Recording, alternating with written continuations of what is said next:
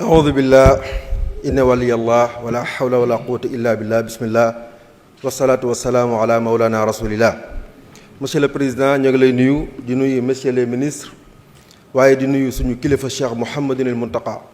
di jaar ci moom di nuyu boolem kilifa diine yi nga xamante ne ñoo nekk ci Sénégal su ma waxee loolu dugal naa ci monseigneur ak le cardinal Sarr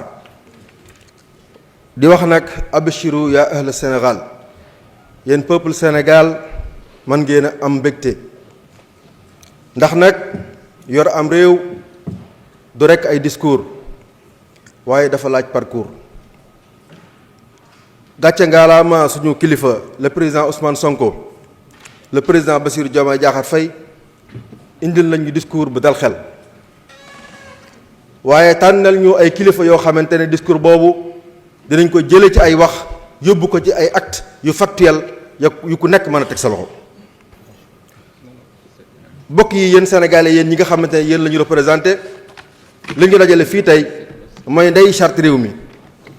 dafa créé woon wala boog ñu defoon ca ay institutions yoo xam dañ ne yéen la ñuy représenté ñu daje def xaalis bu bari 7,8 milliards bu dee conseil économique et social 7,3 milliards bu dee HCCT ndax am na kenn ci yéen ca fa mu toog ku mos a yëg njëriñul institution yi kon bokk na ci liy firndeel na ñun lañ ñu diggoon na yoon woowa ca la ñuy jaarale muy le référentiel tey acte bii nga xamante ne moom la président posé ab jéego bu njëkk la ca loolee di jéego bonne gouvernance te bokk yi xam ngeen ne bonne gouvernance su ngeen demee ci dàttu guy ga nga xamante ne mooy mandargaal fi ñu jëme réew mi fii ak 2050 la ci jiitu mooy bonne gouvernance mooy réew mi li fi nekk te ñin ñi bokk ko ñëpp jot ci amatul kenn ku am privilège yu ñuy jël xaalisu Sénégal di la fayal ay sinécure te amoo njariñ ci peuple sénégalais bokk yi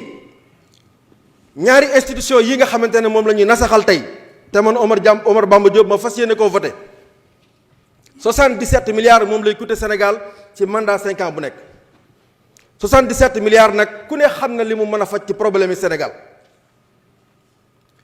su ma ñëwoon tey ci système éducatif am na non seulement ay abri provisoire waaye gone ya fay jàngi sax ci ay móol la ñuy toog ngir mën a suivre cours yi ñu leen di jox waaye bokk yi daaree alquran ji nga xamante ne ñun fa la ñu jógee nga xamante ne dafa mel ne mooy ñaaw ndeyu Sénégal bi réew mi sosoo ba léegi xanaa ci fan yii la ñu gis yitte ju réy ji nga xamante ne kilifa yu bees yi moom lañ ko jox ci réparer injustice bi nga xamante ne moom la daara tegoo ba ñu sosee Sénégal ba léegi muy incubateur boo xamante ne les plus valeureux fils du Sénégal fa la ñu génne ñu am ay résultats yu factuels yoo xam ne kenn ku nekk ci ñun teg na ca loxo waaye daara jooju ak li mu représenté ci Sénégal kenn gisul loolu ñu jëmmal ko mandargaal ko ci ndeyu charte réew mi wala ci doxinu réew mi maa ngi ñaan le gouvernement du Sénégal 77 milliards yooyu nga xam ne dinañ ko économiser bu ñu nasaxalee ñaari kuréel yi nga xamante ne amul woon njariñ ñu alloué ko l'école coranique du Sénégal pour revaloriser daara ji revaloriser waa daara ji waaye bokk yi su fekkente ne yéen a ngi suivre actualité Sénégal lii fi xew fan yii ñu weesu loolu it day ñëw en droite ligne ci liñ ñu dikk ci référentiel bi muy équité sociale muy capital humain de qualité bokk yi équité sociale mooy réew moo xamante ne texte ak loi ya nga xamante ne moo ko régir xàmmeewul kumba am ndey ak kumba amul ndey lii xew fan yi te yéen ñëpp ngeen teg ci seen bët te ministre de la justice taxaw ci taxawaay yi mu ci war a taxaw waree na ne Sénégal dina yewoo ci réew moo xamante ne ak ju fi waaye am dina ko jot waaye nag ku fi am jafe-jafe ak yoon dina tegaat ci aw yoon ndax am réew ay texte moo koy régir ci loolu ba tey capital humain de qualité bërki démb le président Bassirou Diomaye Diakhar Faye am ci taxawaay bu am solo. Il vous reste 20 secondes. dafa mat monsieur le président muy am réew day am ay idole am réew day am ay référence xam ngeen ne Confucius ca Chine ba mu faatoog léegi ëpp na ñaari junni at njëkk Jésus Christ di ñëw ci kaw suuf te ba léegi mooy l'épine dorsale de la pensée des Chinois kon am réew mënta ñàkk ay nit ñu ñuy dellu. merci beaucoup te Sénégal yi am nañ ko ci kilifa diina yi. am nañ ko ci ñi fi nekkoon di représenter ceddo gi. jërëjëf régime bu bees bi digg na leen dina leen delloo redorer leur blason. pour Sénégal yi am ay royukaay yu mat li ñu doon. Monsieur Bakary Diédhiou. Mes chers collègues députés, Monsieur le Président, je voudrais commencer par un constat qui n'est pas agréable, mais qui malheureusement nous renvoie à la réalité de notre législature. Nous avons inauguré cette législature par 2 négations. Il y a moins d'une semaine, nous avons radié un collègue député, en l'occurrence Barthélémy Diaz. Et aujourd'hui, voilà qu'on nous demande de encore entrer dans la négation de 2 institutions de la République. Je pense que pour le symbolisme, pour le formalisme, nous aurions pu inaugurer notre législature par des actes positifs et éviter des actes négatifs. Cela d'autant plus que rien, absolument rien, ne nous dicte l'urgence de procéder ainsi. Parce que pendant que nous le faisons, dans la négation des institutions, dans la négation de nos collègues, voilà que la loi de finances initiale, elle nous attend. Les Sénégalais attendent leur budget. Ils attendent de comment ils vont être gouvernés. Ils attendent avec quels moyens ils seront gouvernés. Une loi de finances rectificative également nous attend. Comment avez-vous financé les élections législatives qui n'étaient pas inscrites à la loi de finances initiale de 2024? Voilà les urgences que notre législature avait à régler plutôt que d'entrer dans les négations. Cela était votre choix, nous le respectons, mais nous le déplorons. Cela dit, Monsieur le Président, pourquoi devrions-nous supprimer le Conseil économique, social et environnemental? Et pourquoi devrions-nous supprimer le Haut Conseil des collectivités territoriales? Le Conseil économique, social et environnemental existe depuis 1961. C'est une institution aussi vieille que l'indépendance du Sénégal. Et vous demandez qu'on le supprime. Mais quelle est l'opportunité de le supprimer? On nous dit, et je reprends l'exposé des motifs. L'exposé des motifs qui est d'ailleurs très sommaire dans ses arguments. L'exposé des motifs nous dit, sous ce rapport, le contexte national actuel laisse apparaître le besoin de resserrement de nos institutions.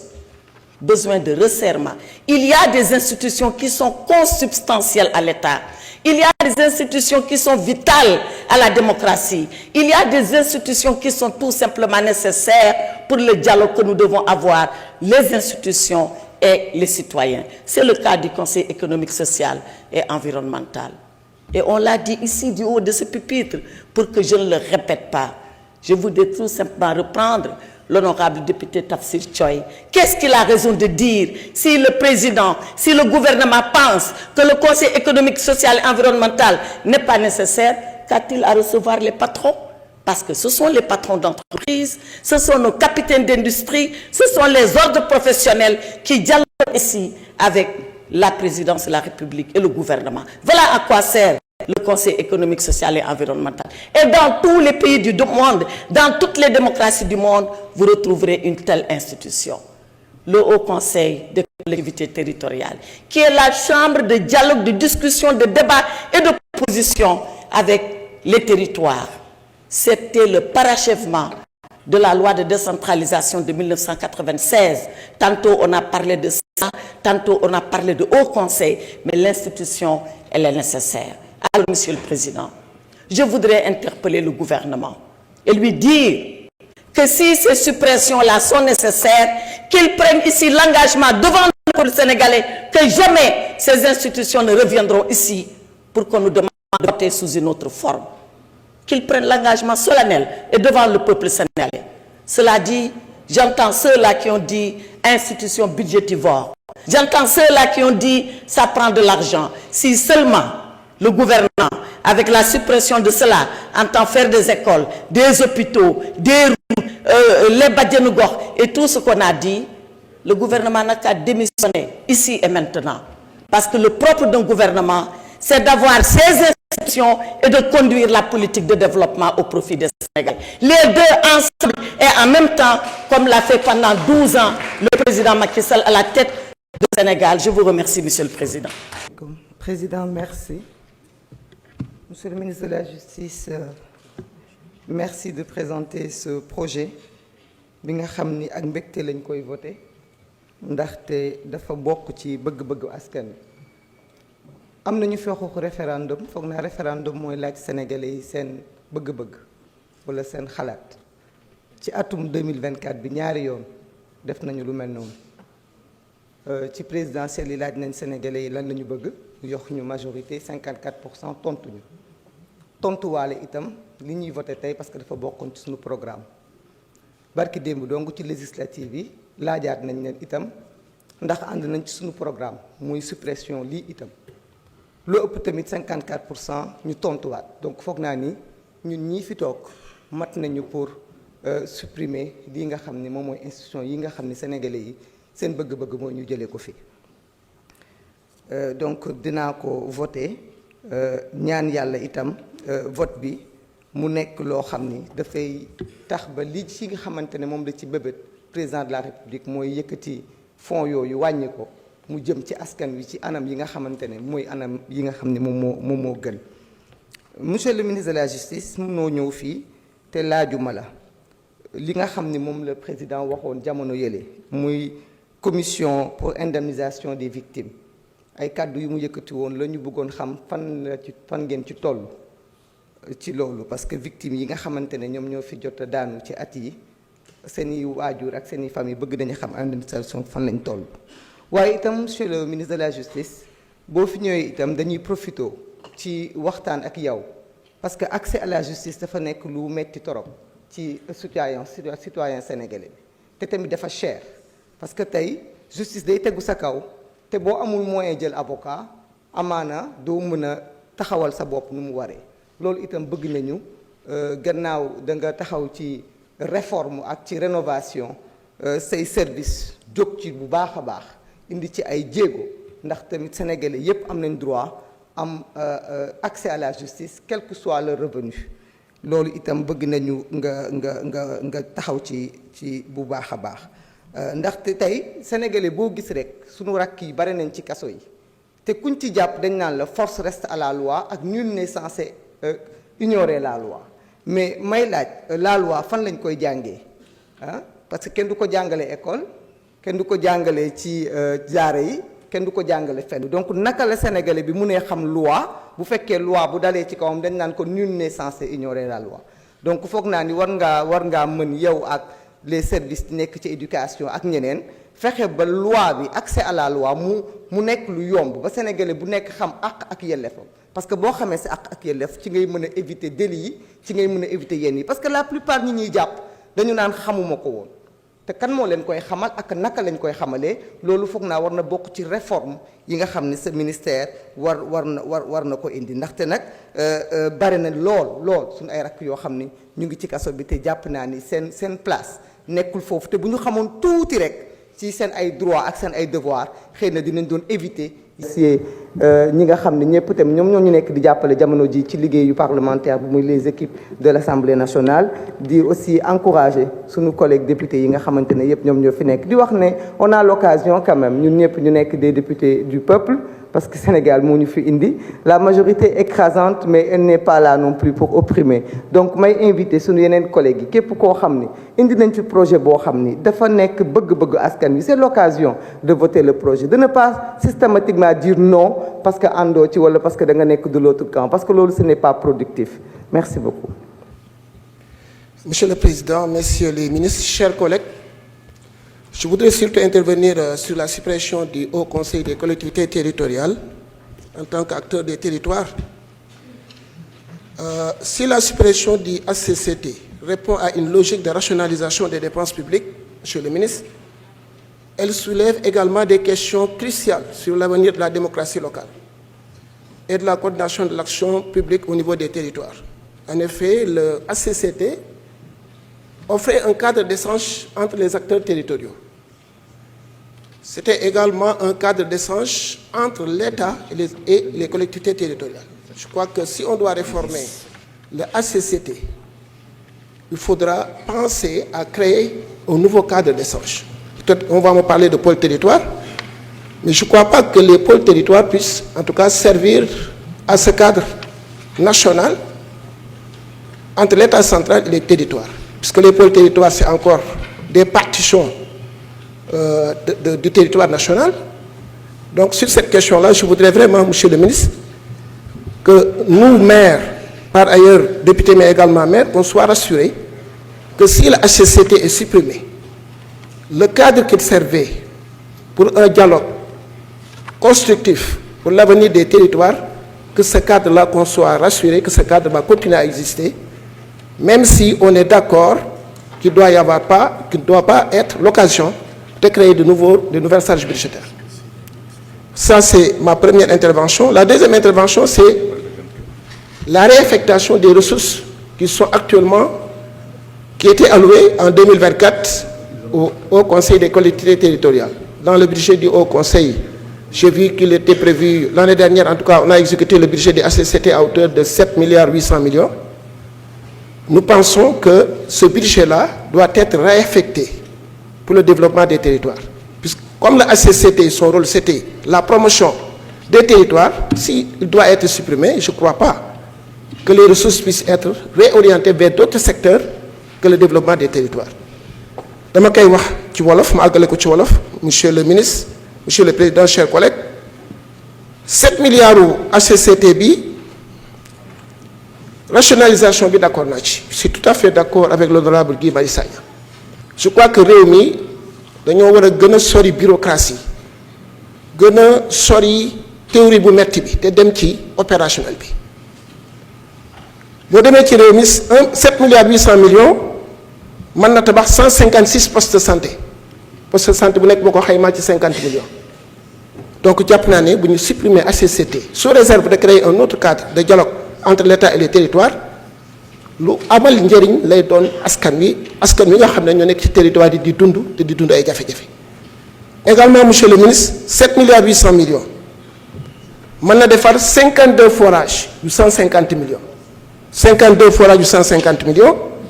mën naa yóbbu ndox parce que forage yu 150 millions mën naa alimenter ñaar fukki dëkk.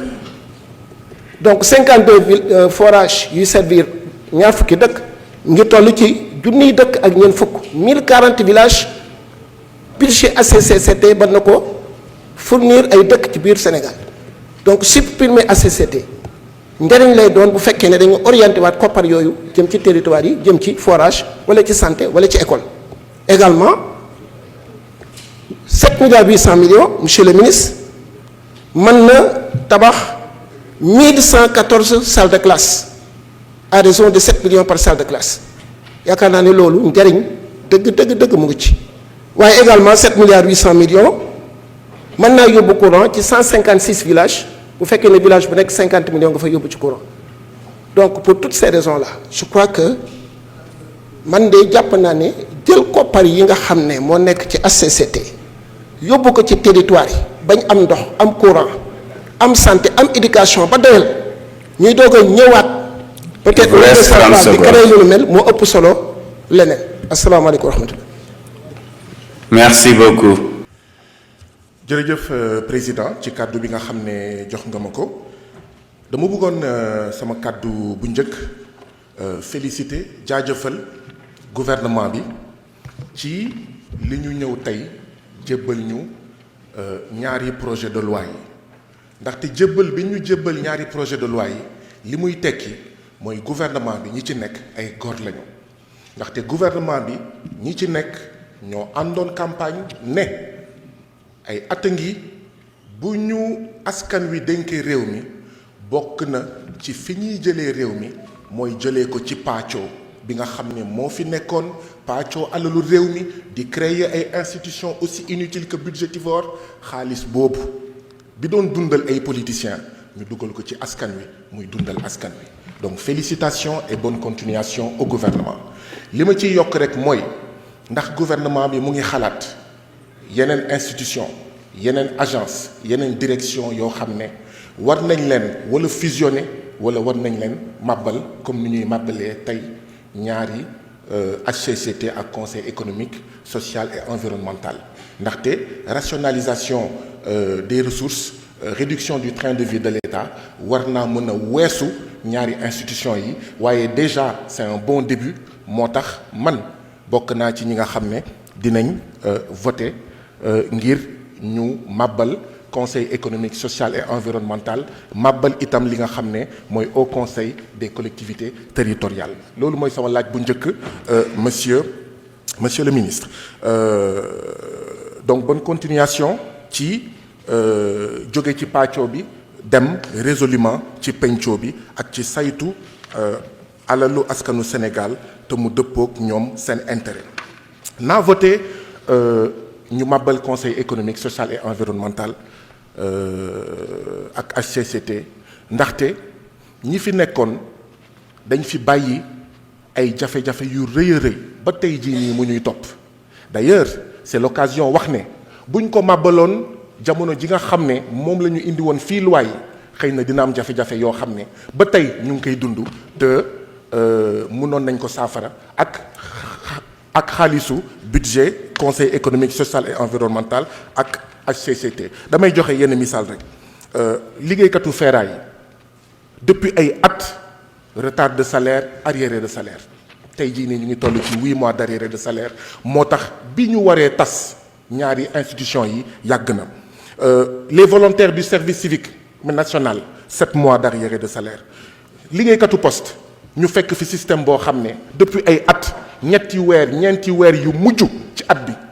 nga ndim jafe-jafe la pour ñoom ñu fayeeku la preuve c'est que ba tey jii nii fayeeku wuñu te loolu d'accord mënoon nañ ko saafara mënoon nañ ko régler bu fekkoon tasoon nañu conseil économique social et environnemental bu fekkoon tasoon nañu HCCT jamono ji nga xam ne président Bassirou Diomaye Diakhar Faye indi woon na ci bu njëkk li nga xam ne moom mooy maanaam mes projets de loi yi askan wi dafa soxla wér-gu-yaram askan wi dafa soxla ay postes de santé ay yoon courant ndox fu nekk au lieu que ñu jël xaalis bi di ko jox ay politiciens yu góor yu jigéen mag ak ndaw nañ ko dugal ci askan wi donc effectivement nous sommes résolument pour la rationalisation des dépenses du train de vie de l'État monsieur le ministre